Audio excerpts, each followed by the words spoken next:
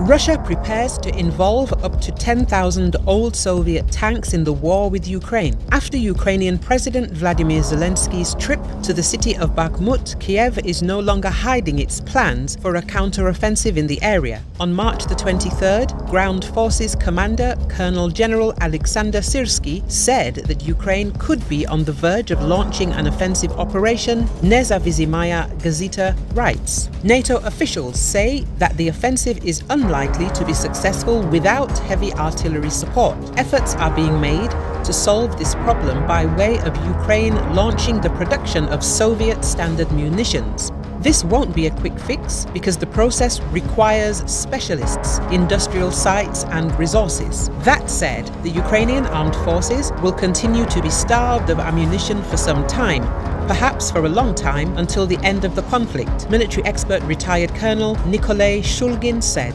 He pointed out that in Russia, ammunition production had significantly increased according to official statements. Deputy chairman of the Russian Security Council, Dmitry Medvedev, said the same, adding that the domestic defense industry will produce 1,500 tanks in 2023.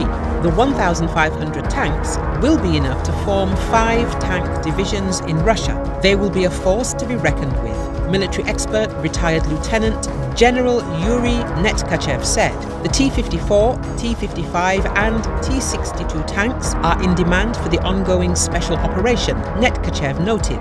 According to open sources, there are up to 10,000 tanks of this type at the Russian Armed Forces storage depots. There are also several million shells for them. Under the operation instructions adopted back in the Soviet era, they were put away for long-term storage across the country's military districts.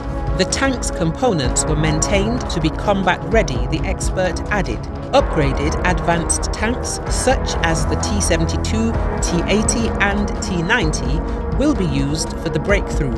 However, the Soviet armored vehicles of the past century will play an important, if not decisive, role on the second and third lines in the tactical order of battle, Netkachev explained. Ukraine does not have such Soviet tanks because the country received only modern military equipment after the collapse of the Warsaw Pact. However, this equipment was destroyed in the first year of the special military operation, which is why Kiev keeps asking NATO to send its tanks and other weapons to the Ukrainian armed forces. Meanwhile, Russia is only beginning to unpack its Soviet-era reserves, which are immense, the general emphasized.